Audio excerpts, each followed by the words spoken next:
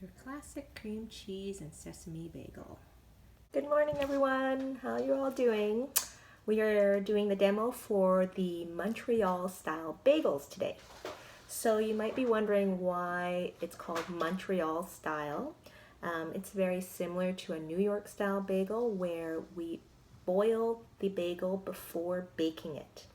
So it's boiled in a bit of a sugar water mixture. So it gives that chewiness to the bagel. Rather than a bagel that is like bread, it is chewier, more dense, and some people enjoy that better. Okay, kind of like the rosemary rock salt bagels or Solly's, if you've heard of those types. They're just a little denser and chewier. Okay, so here we go. We're going to start with your usual yeast, traditional method of proofing our yeast, which means activating our yeast. So in our large bowl, we're going to put in 5 milliliters of sugar with our warm water. Remember, we want that water to be 110 degrees or a nice bath.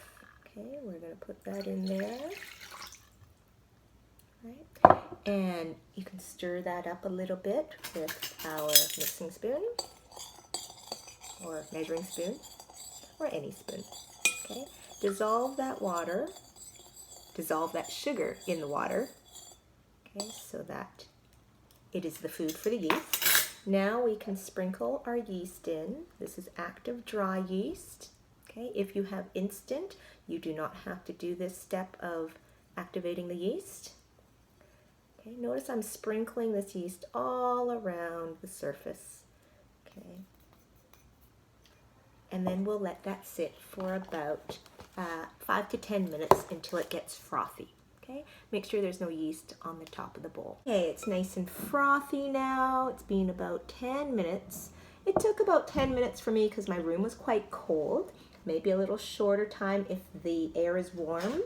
Okay, now we're going to whisk in the eggs and oil.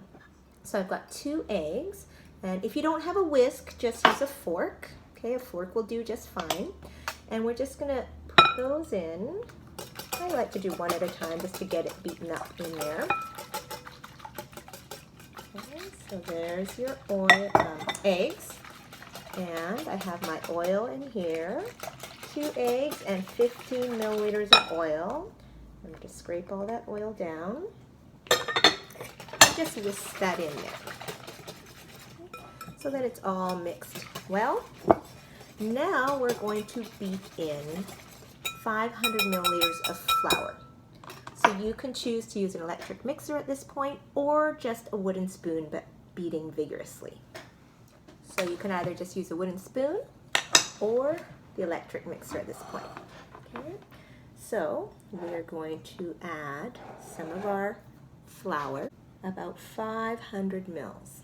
Okay, so you can just put it in 1 scoop at a time. Start on low.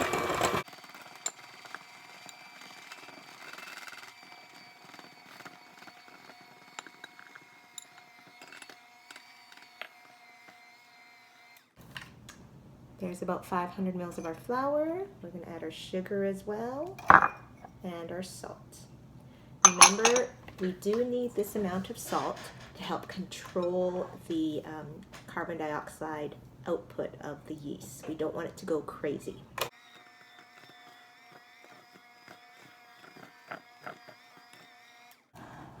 Okay, so you see how it's forming around the beaters of the mixer. So you want to stop at this point and use a wooden spoon to add the rest of the flour.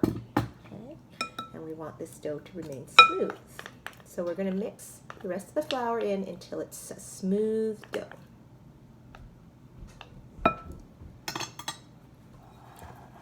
Okay, so you could just use a spoon and mix all that in.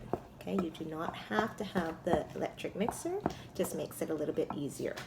Okay, so we have our 500 mils of flour, and we're going to stir in the remaining flour, the amount that we need. So we might not need it all. Okay, so I'm going to put about half of it in first, mix that in,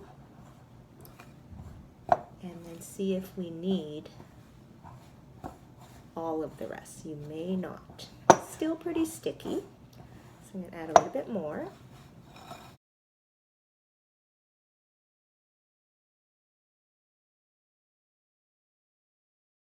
Right, so I've added enough flour now for it to be a drier dough. It's not sticky anymore, and it is coming away from the side of the bowl.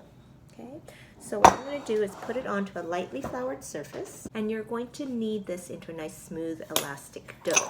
If it's still too sticky, we have all this extra flour here that I haven't used yet that we can put in. Okay? So remember, push, fold, turn.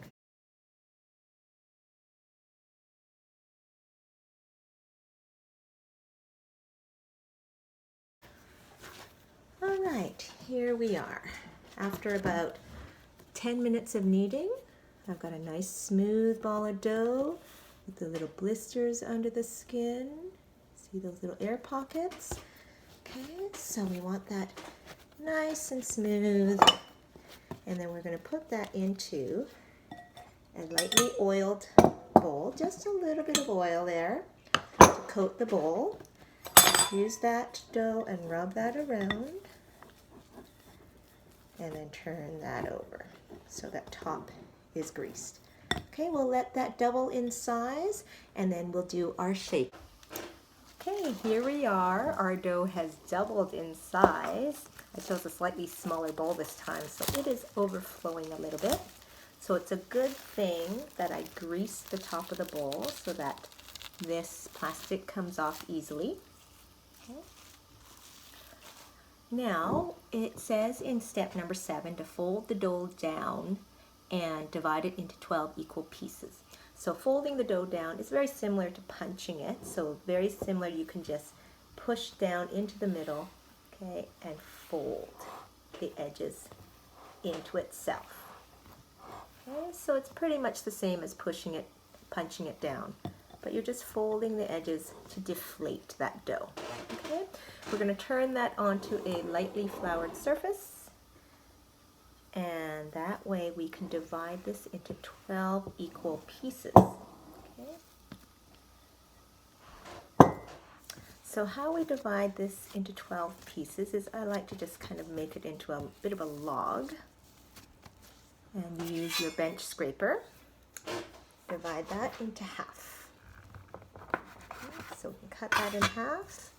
And then each piece there, we can do that again.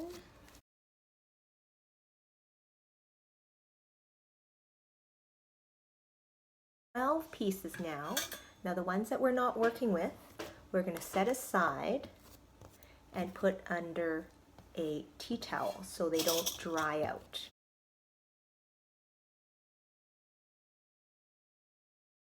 Cover those, or you could also use this greased plastic wrap to cover them if that's big enough. Okay, so we can do that one as well.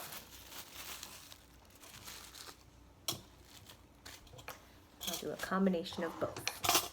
Okay, so each one of those you're going to roll into a rope. Okay, about a 30-centimeter rope. Okay, so back and forth until it is about the length of a ruler. Okay, a standard size school ruler. Okay, try to keep it as even as possible. So I'm rolling from the middle out. Middle, stretching out. Okay, so there's one rope. Make sure that goes underneath. And you'll do your next one. Keeping them moist each time. Okay, I'm down to my last two that I am shaping. So these strips, we are bringing them together and twisting them up. Okay, and making sure you can shape that. Okay, and it's pinched together. So I just really push that together. Okay, and the bottom just looks overlapped like that. Okay, so one in there, and our last one. Okay, make sure those are overlapped, and I just do a little twisting, pinching to get that together there. Okay. Now put those underneath. So there is our bagels. We are going to boil them, so keep them under the cover for about 15 minutes to rise. We'll let them rise a little bit here, and we're going to get our boiling water with a little bit of sugar ready at this stage. All right, here we are. 15 minutes later, our bagels have risen a little bit, and our water is boiling. At this point, you can put in your 25 milliliters of sugar into the water, which I have done already. And you will need something like a slotted spatula, like that. Or if you don't have something like that, you can try a slotted spoon. Or anything that will help to drain the water from the bagels. So we're going to slowly put in 3 at a time. So you can put it onto the spatula to release it into the water. 1, 2, 3. If you can fit a 4th one in your pot, go ahead. You don't want to overcrowd them though. Okay, so 3 or 4 at a time. This one, it looks like I can fit 1 more, and that's probably it. Okay, so there we go. I can fit 5 in my pot. Your pot might be 3 or 4. Okay. Now do you see how this is starting to come apart a little bit here? You want to really pinch those together. So that's what you want to prevent. Turn them over and cook them another minute on the other side. Okay, you're ready to take them out and slide them onto a parchment lined pan.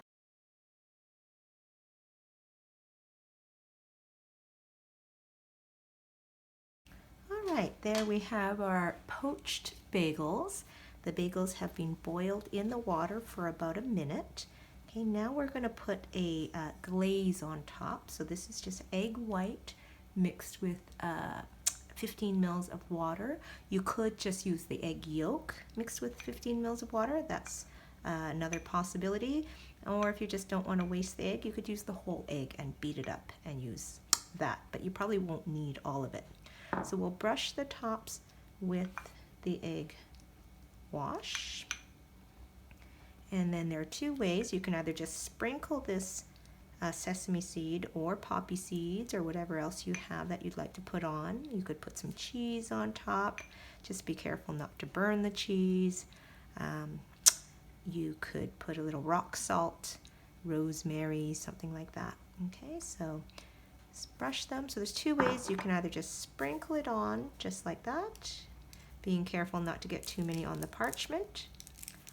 Or you can take your bagel and dip it right into the sesame seed, like that. That's nice and easy.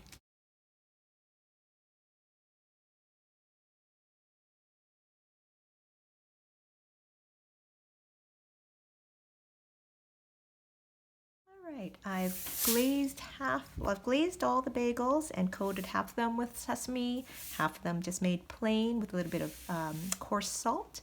We're going to pop them in the oven for about 20 to 25 minutes. There they are out of the oven. Timer's gone off after 20 minutes and they look nice and golden brown.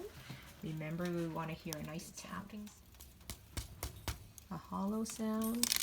We can take a look underneath. Nice and golden as well. Okay, so hollow sound. They should be ready.